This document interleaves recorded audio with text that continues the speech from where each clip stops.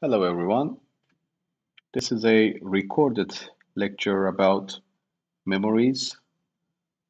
It's going to be useful for your further studies, especially in embedded systems and microprocessors. So, what is memory? Or can you think any type of memory that we are using in our daily lives? I'm not talking about anything electronic over there. It can be anything. So one of those that I always keep next to me is a paper or a page on a notebook. It's also a memory. You write on it and you keep it on it. So memory, when we talk about as an electronic wise, it's a device where the binary information is transferred for storage from and which we can also retrieve the data when we need it for processing. Now, when we are doing a data processing, information is actually transferred to the selected registers in the processing unit. So generally, we have got a CPU, and inside of the CPU, we have got registers. Okay, so what we do is, if you want to do some operation, like ALU operations, let's say, you feed in data into these registers, R1, R2, for example, and you store the data over here. Then maybe I can erase that part. Then I can use this two registers to perform the add operation. Okay, so that's all happening inside of the CPU. Now, these registers, 8-bit, 16-bit, 4-bit, they're actually a storage. So we are using this for data processing. Now, again, when you have got the results, either you store it in the similar manner to the register or maybe a new register. So we keep that value over there. This is what you have seen in the data path as well. And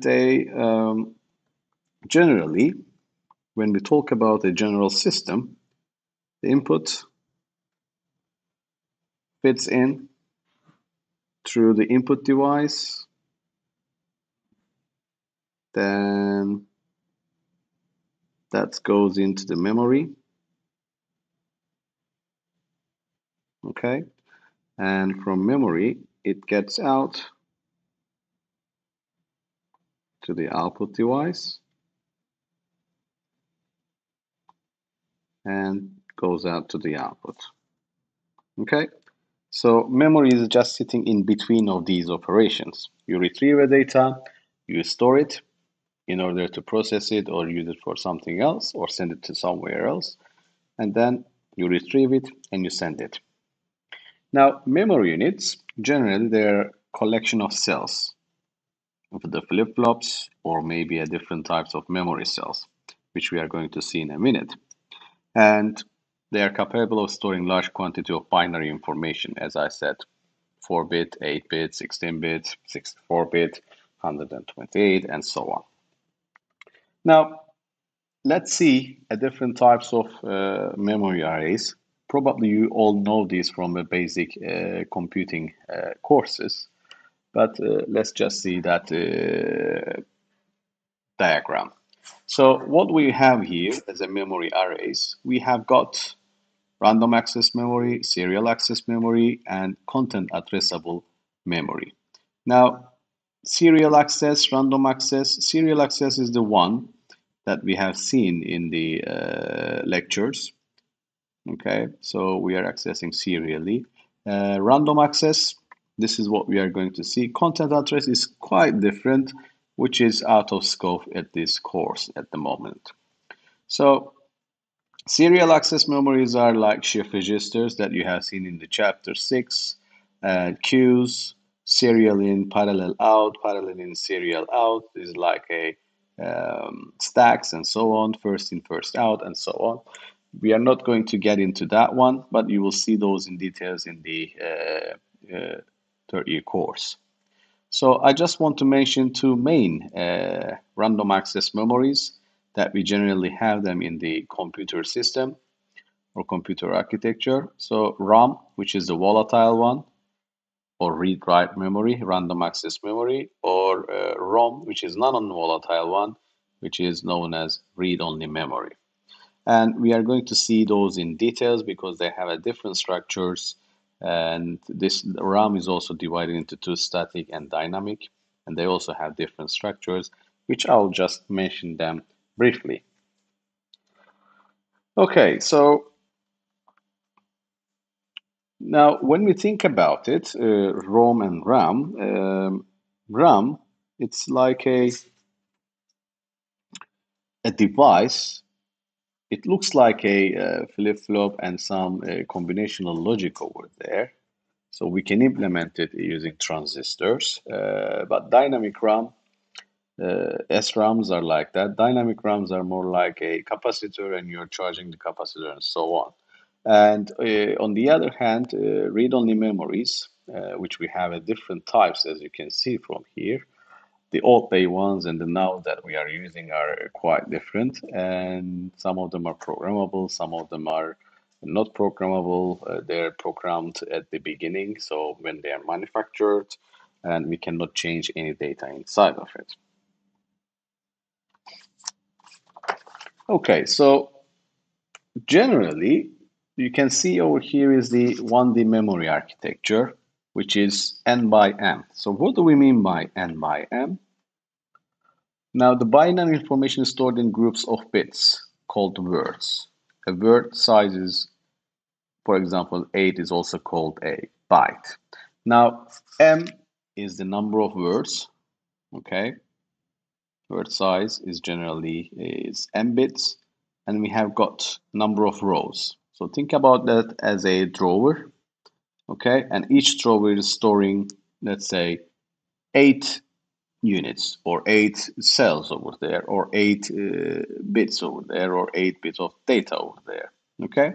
So n word means the number of drawers that we have got on a storage cabinet, and m bits is the number of storage cells that we have got in that drawer, okay?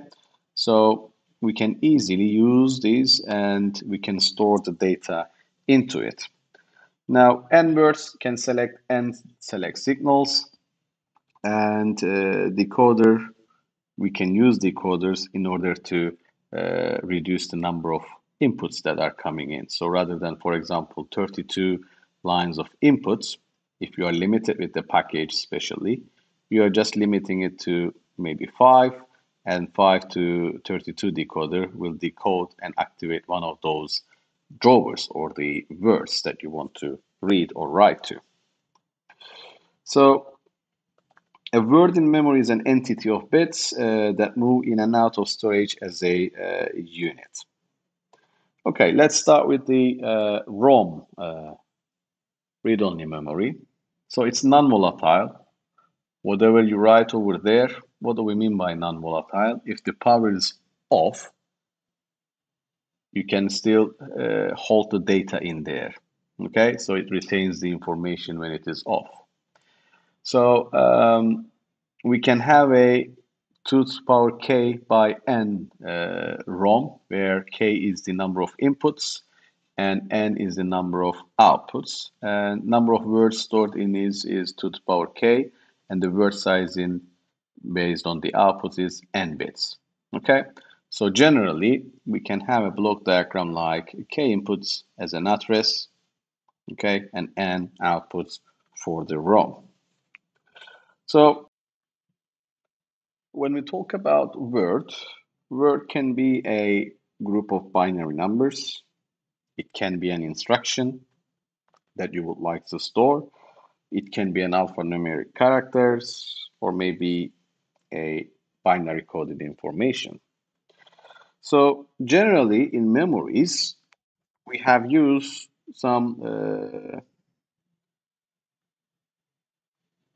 short names for like 8 bits is 1 byte, 16 bits, 2 bytes, and 32 bits, 4 bytes. So for example, 4 bytes of data represents 32 bits in a word. Okay, so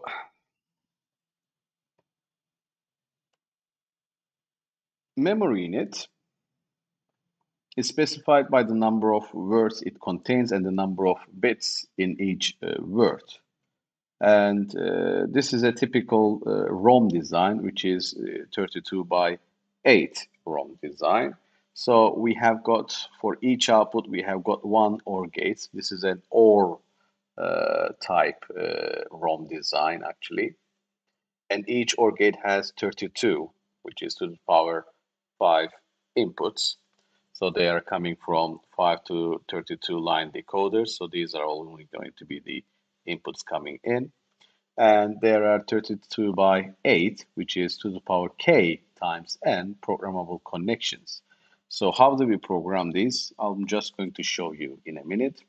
So in the OR type, and there's an also N type version of this. In the OR type, if there is no connection, that means it's 0. But if there's a connection, that means 1. So for example, let's say address 0. Okay, so address 0 is here. Then let's say I want to program this as 1001 and 0110. So when you think about these are all the lines, 0, 1, 2, and it goes up to 31.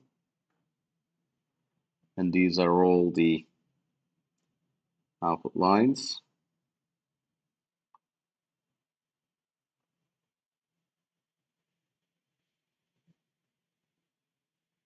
So we have got 2, 4, 5, 6, 7, and 8. Now, when we are saying that there's a connection, we just program those, okay? We just insert a fuse. So if it is 0, then we leave that one as empty. So 7, 6, I'm not including the OR gates, just to show you what it does. Now what will happen? 1 is connected, 0 is not connected, 0 is not connected. So this is like 1, 0, 0, 1, 0, 1, 1, 0. So this is connected, and this is connected. Okay, so this is what you are going to read at the output when you want to read address 0. So address 0 stores 1001, 0110. And address lines selects one particular word. Each word in the memory is assigned an identification number called an address.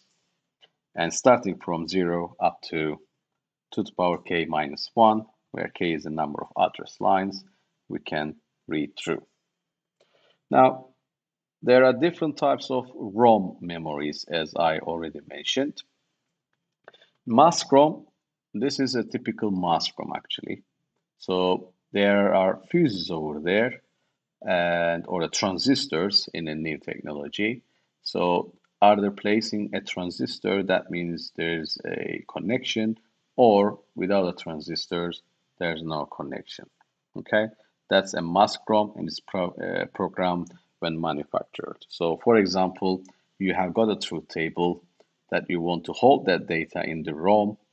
That's how we do it. We place the transistors and we store the truth table into a ROM. Another version is PROM, which is a fuse-based and or anti-fuse program.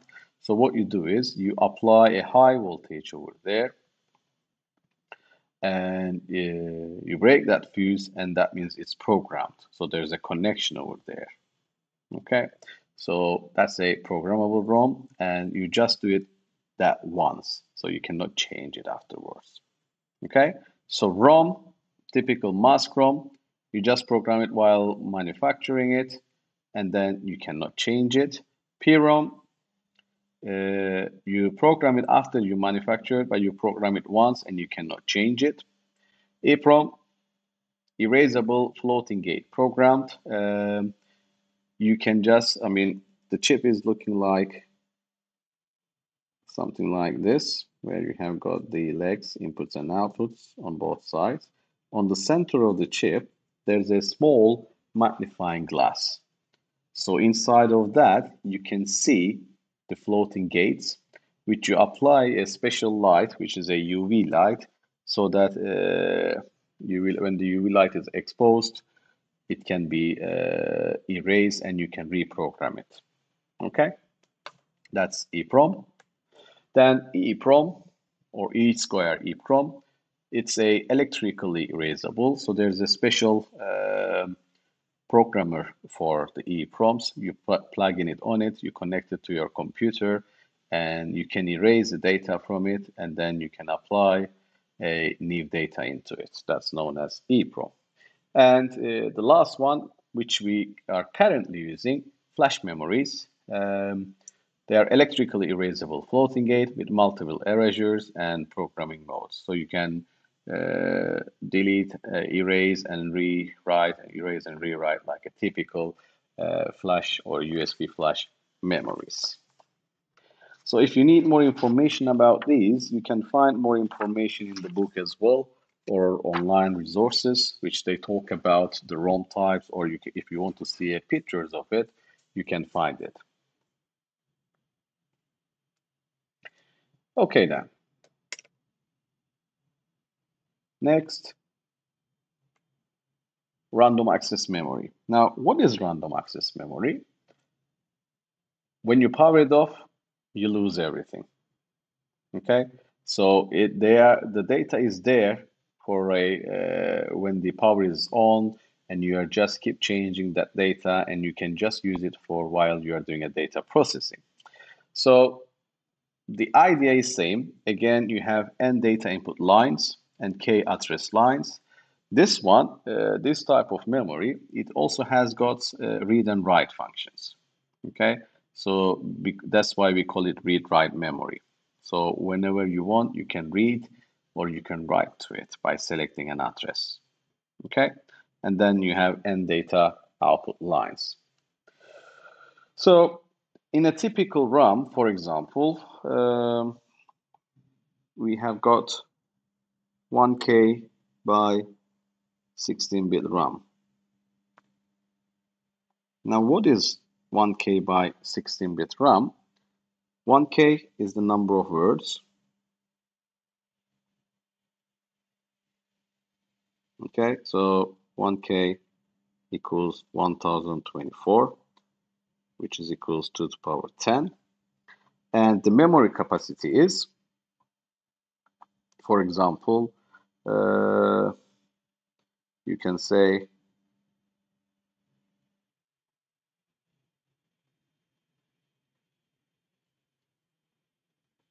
to the power 10 times 2, where we have got 2 bytes here. That will give us 2 kilobytes of data as a memory capacity. Okay, so by using a number of words and the bytes that we are going to write on it, that will give us the memory capacity. So how do we represent that in a typical RAM storage? Now, memory address, that's generally in binary. Okay, so that 2 to the power 10 is actually our number of bits. Okay, so that's the memory address. As you can see, it's 10 bits. It's going from 0 to 123. So total is 124. So that represents 1K number of words. Okay, 10 bits. Then on the other hand, we have got the memory content. So we have got 16-bit that we can store. 16-bit is 2 bytes. So 2 bytes in this case, it's stored, as you can see, group of 4 bits.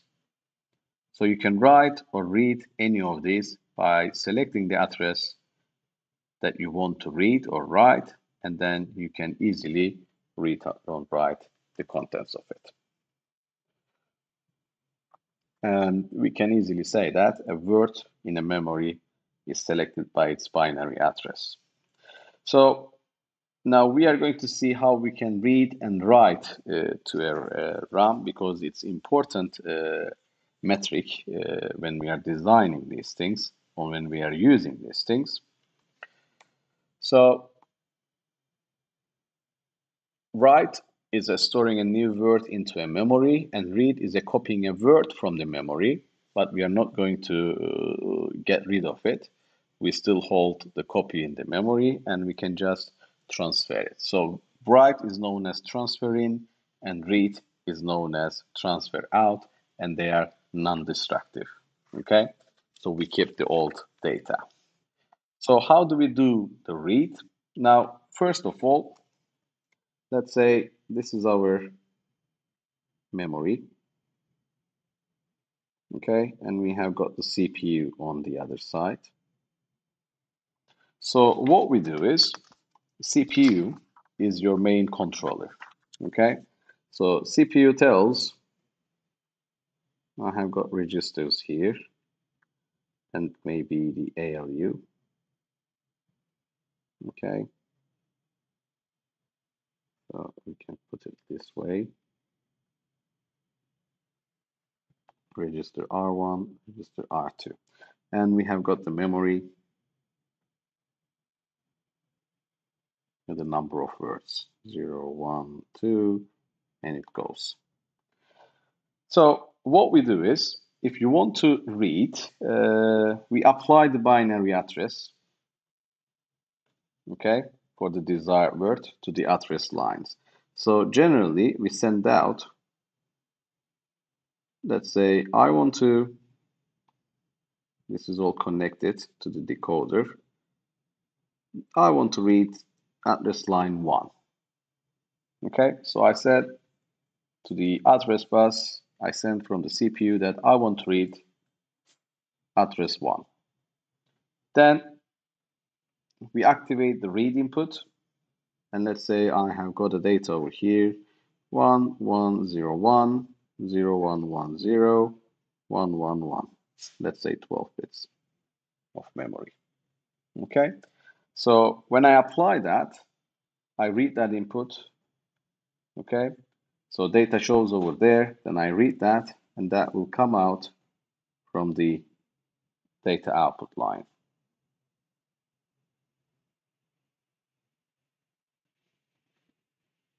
So first you specify the address, then it will activate the read input, and then data shows up at the output. So write is also similar. So when you get the data output, you can maybe retrieve it back into the CPU register to perform an operation over there. And the write steps, again, we apply the binary address. Let's say I want to write into address 3.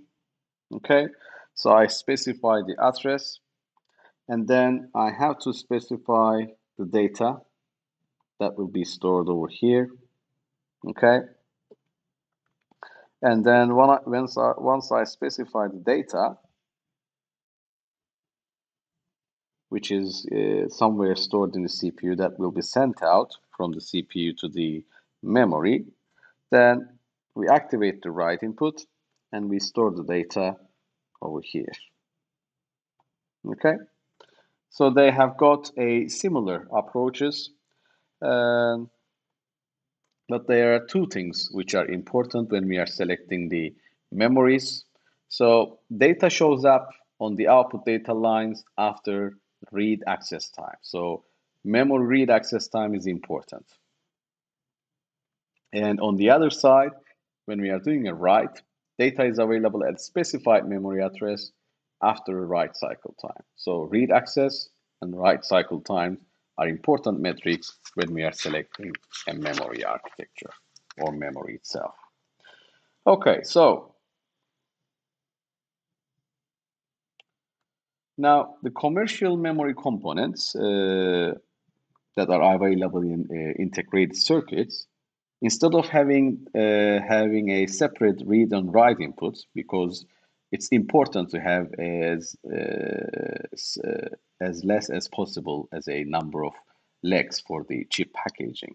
So rather than having a separate data inputs and the outputs and the read and the write inputs on the chip select, what they do is they just combine read and write into one pin.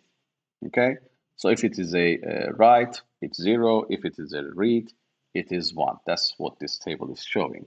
And the chip select, this is actually enables the particular memory chip, because in a typical computer architecture or computer systems, we have got number of chips. So it's a multi-chip implementation, and you have to specify which memory you are reading or which memory chip you are writing. That's why. Okay, and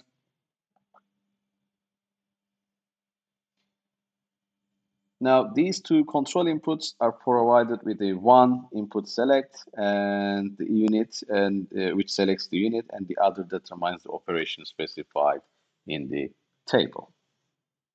And as I already mentioned, the operation of the memory is controlled by an external device, which in this case is the brain of the computer architecture as a CPU, central processing unit. And we have got a couple of buses over here. Address bus provides which address reading or writing.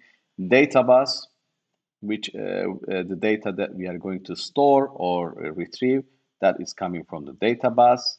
Memory enable is the chip select line, and read and write is the control that we are sending to the RAM memory. So generally, we call this master and the memory as a slave. Okay, so when they're interacting with each other, CPU is acting as a master device which controls all the transactions, and memory is just a slave device. So the memory elements, they don't have internal clock. So what they do instead, it reads and writes the operations are specified by the control inputs. So CPU directs it when I'm going to read, when I'm going to write. So they generate their own timing signals. Now, as I already mentioned, there are two important things that we need to know. The access time of the memory is the time it's required to select a word and read it. And on the other hand, the cycle time of a memory is the time required to complete a write operation. So when we are selecting a memory, we have to make sure that we look at these. So CPU must provide the memory the control signals in such a way that is to synchronize the internal clock operations with the read and write control inputs. Okay, let's see the typical example of a read cycle. So assume the CPU clock is operating at 50 megahertz, which is 20 nanoseconds, and RAM access time is 65 nanoseconds, and RAM write cycle time is 75 nanoseconds. So the signal timing will be looking something like this. Now, this is actually a period for one clock cycle, which is 20 nanoseconds. And now this must be within a time equal to the fixed number of CPU clock cycles. So what do we mean by 65 nanoseconds? This means that the read cycle provides the output data of the selected word within the 65 nanoseconds or maybe less. Or 75, we have to terminate the write cycle within 75 nanoseconds or less. So memory address is given over here, and then we enable it. We select which memory that we are going to read from. Read cycle is always 1. Now, when we start the read cycle, this is 1 clock period. This is another 2 and 3. And then we have got the data valid is coming out. So data valid is coming out after 3.5 cycles. Okay, so it requires around 3.5 cycles in order to get the valid data out. And then the memory is deselecting, memory enable is deselecting, or the CPU is deselecting that memory. So access time, it takes 65 nanoseconds, which is about 3.5 clock cycles. And the read is write is also in a similar manner. So we have to be within the 75 nanoseconds. Again, the memory is enabled. We enable the write operation because we have got the valid address. Then it will take 1, 2, 3 again, and that will be around, once again, 3.5 cycles, so that it will terminate the write operation and we'll have the valid data.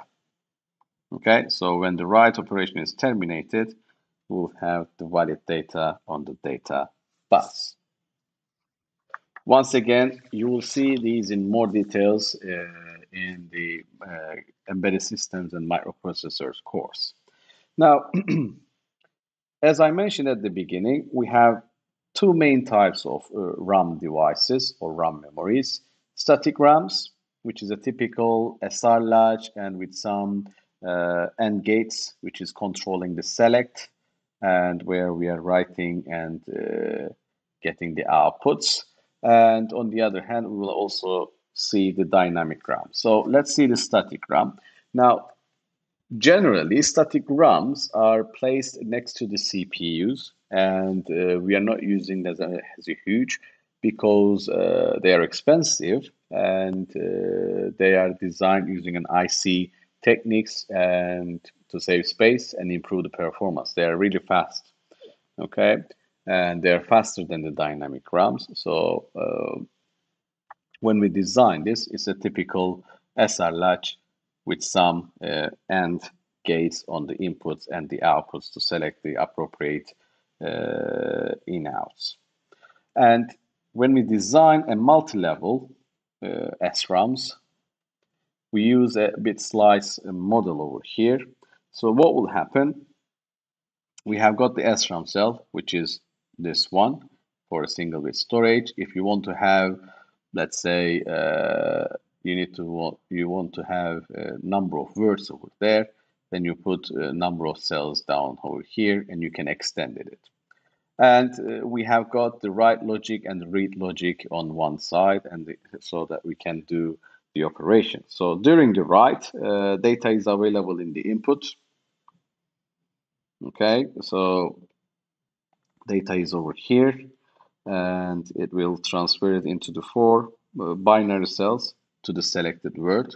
Okay, so that will be activate the words that we want to write the data over there, and then the cells that are not selected, they will be ignored. So they're disabled and we don't write into it. So this is going to be activated, and the bit select that we want to write into, and then write logic will be activated, and based on that, the cells will be activated. And during the read operation, the 4 bits of the selected word go through an OR gate so that to the output terminals. Okay, so the read logic is more simpler. You just select the word or the bit that you want to read, and then that will be activated and be provided through the OR gates and through the latch. Then you will have the data out. So if we want, we can extend the RAM cells or the RAM memory, SRAM memory, so that we can apply this by using a decoder. Okay, So 4 bits of address, it will generate 16 words, and we can activate 16 RAM cells over there. So for each word, we can have one RAM cell like this, okay? And we can write, this is like a 16 by 1 RAM, and we'll have a read and write logic over here. So based on the read, write, and the chip select that I have explained previously, that will be applied here. So in order to reduce the decoding and the read-write logic, RAM is organized as a two-dimensional cell arrays where we have got the row and column decoders. Okay, so this is looking something like this, and one of them is activating the rows, the other one is activating the columns. Okay, so when you want to read the row or the word, you activate it using the row decoder, and when you want to get the output, you activate the column decoder to read the output.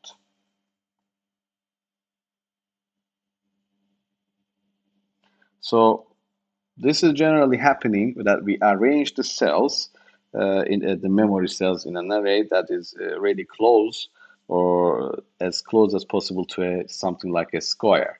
Okay, so we are trying to fit everything into a square, and generally when you look at the architectures, microprocessors or any type of architecture that use SRAMs, you will see a square design which generates, which shows the memory cell array. So in these configurations, we have got two K over 2 input decoders. So instead of one K input decoder, as you can see, and one decoder performs the row selection, and the other used to select the column into the matrix configuration. Now, this is actually reducing the decoding logic size significantly for large memories if you have a large number of rows and columns over there. So, typical example, let's say we have got a 1K by 1 RAM. So, what does that mean? We need to have 10 to 124 decoder with 124 outputs. Okay, so for the one-dimensional array, this is the case, but will require, so for example, this is for one-dimensional. With a two-dimensional, we'll have two 5 to 32 decoders with only 32 outputs. Okay, so this is actually a more compact. When we use that decoders, we'll have a less outputs compared to 124. So this is for 1D, this is for 2D arrays. Okay, so let's do some questions. So how would one build a 256K by 8 RAM using 64K by 8 RAM chips shown below and glue logic? Now this is a typical RAM by 64 by 8, and we want to build 256. So what do we need to do? Now what we are carrying over here, 64K by 8. 64K by 8 is actually 2 to the power 16 by 8. Okay, now here we need to activate I hope I can fit something here. So my address, it's going to be 15 down to 0. Okay, and my data is going to be 7 down to 0. Okay, so that's the data, that's the address. So I will actually going to activate one of those at a time. Now, I need a decoder over here,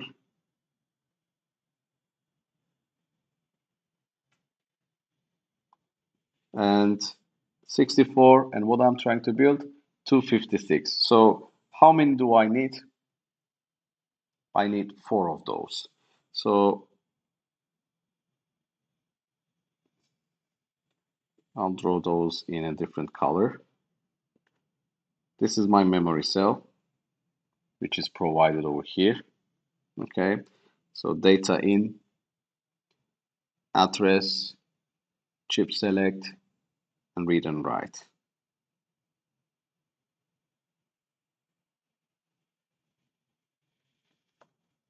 Okay, and we have got, this is D in, and we have got D out. Now, data is coming from here. Okay, and the address, it's coming from here.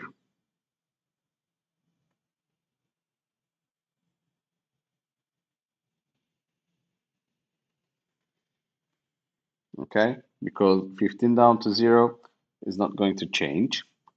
And the chip selects, because of the decoder, I have to have address 17 and address 16, which will provide me four different addresses with 2 to 4 lines.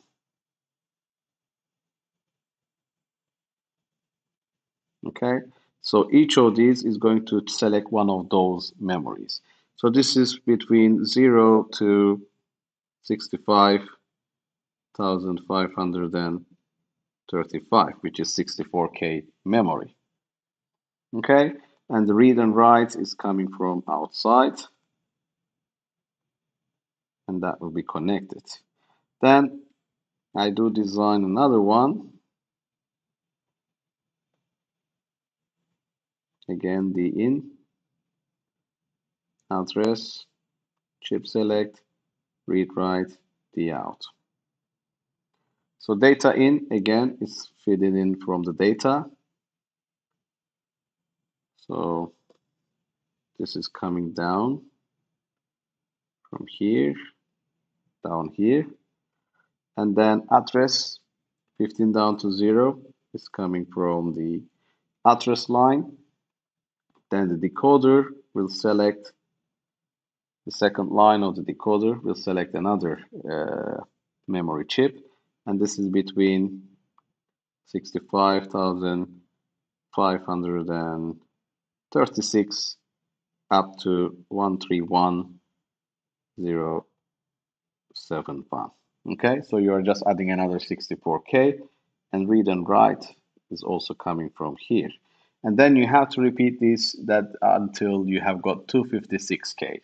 Okay, so this is how it is going to be looking like. So 0 to 256. Okay, this will be the memory design. Okay, so another one, how would one build 64K by 16 RAM using 64K by 8 RAM chips? Okay, so the addresses are same, 64, okay, but the data, we have got to have double the data. So over here, I will maybe extend that, 64K by 16. That means 64K is 2 to the power 16.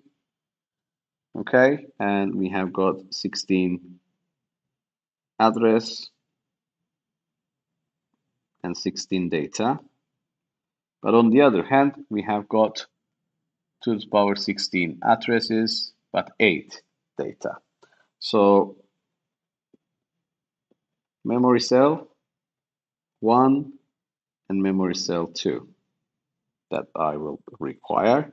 The same address will be fed in to both of those. Let's say this is the address. Okay, and let's label this first. The in, then address, chip select, read or write, and the out. The in, address, chip select, read or write, the out. Okay, so address is going to fed in to both of those. So 16 going in for both. Now the data,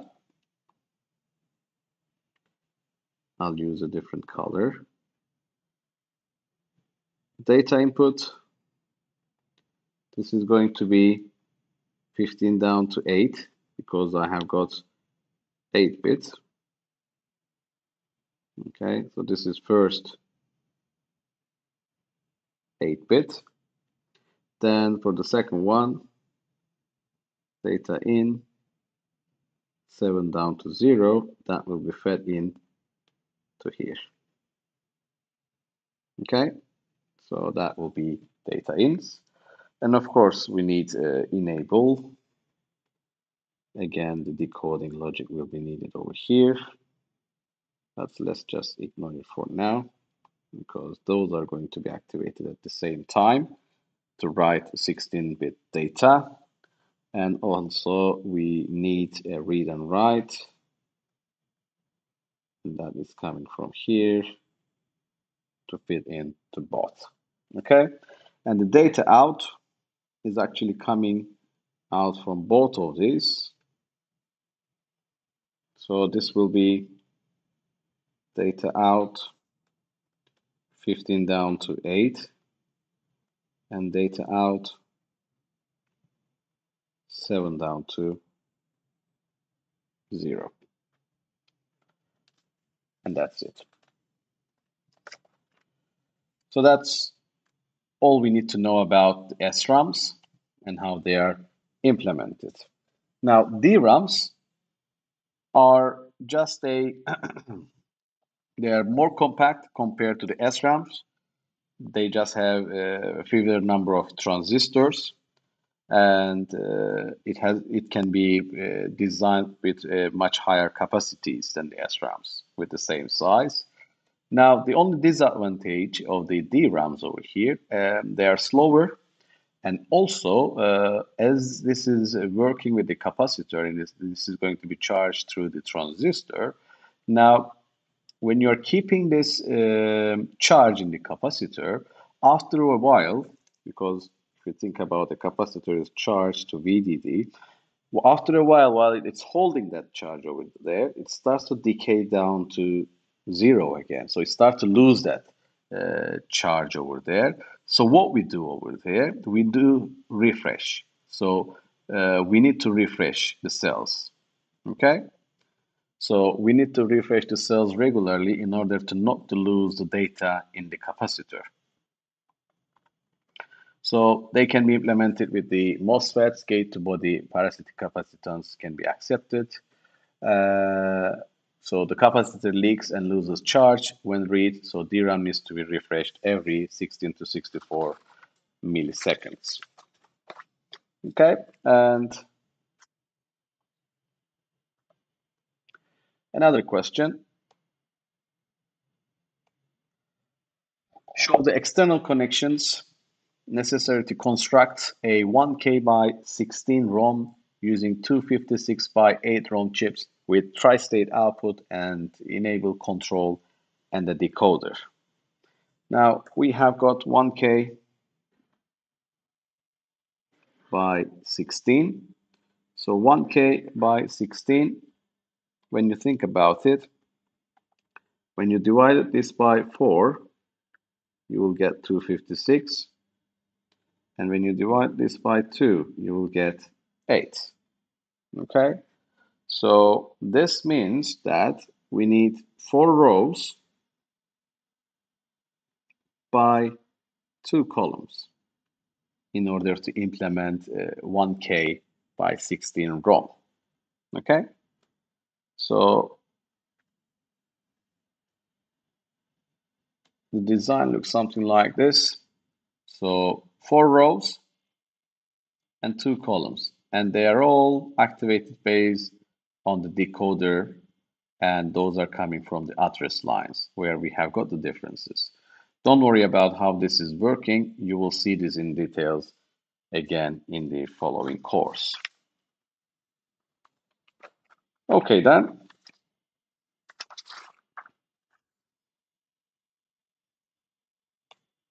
So specify the size of a ROM or the number of words and the number of bits per word that will accommodate the truth table for a 16-bit ripple carry adder with carry in and carry out. So if you think about a 16-bit ripple carry adder, so we have done a 4-bit ripple carry adder. This is just 4 times bigger than that. Now what do we have? We have got input A, input B, if you do remember, and carry in, right? So it's a 16-bit ripple carry. That means input A is going to be 16, input B is going to be 16, and carry in is just 1 bit, right? So this is going to be total of 32 address bits, and how many outputs do we need? The sum is going to be 16 when you think about the table, and C out it's going to be 1. So this will be 17 output bits. Okay, so this is how we do the calculation for this truth table.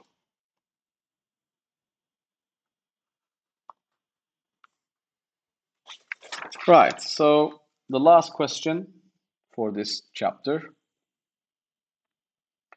ripple counters. So how many flip-flop values are complemented in an 8-bit array ripple up counter to reach the next count value after 1, 1, 1, 1, 1? So how many flip-flop values do we need to complement for A? Now, as we have got 8 values, and this is an up counter, that means think about it as a 4-bit. So 0, 0, 0, 0, or let's say 8, okay? And then goes to 1, 1, 1, 1, 1, 1, 1, 1. So it counts up, okay? Now, if it is counting up, it's a ripple counter. It has to go back and start again, right? So that means all 8 bits needs to be complemented to be start from 0 again, okay? So the answer for A, it's going to be 8 bits. And this one, B, now how many flip values are complemented in an 8-bit binary ripple counter to reach the next count value? So what will be the next count value for this? 0, 1, 1, 1, 0, 1, 1.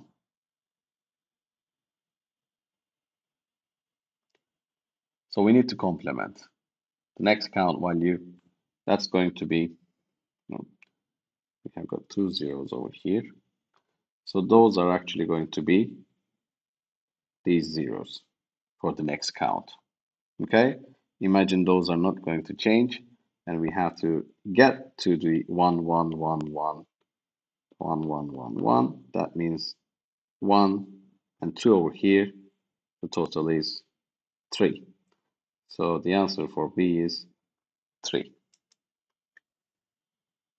Okay, so that's the end of the memory bonus chapter.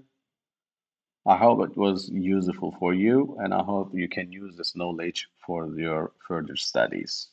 Thank you.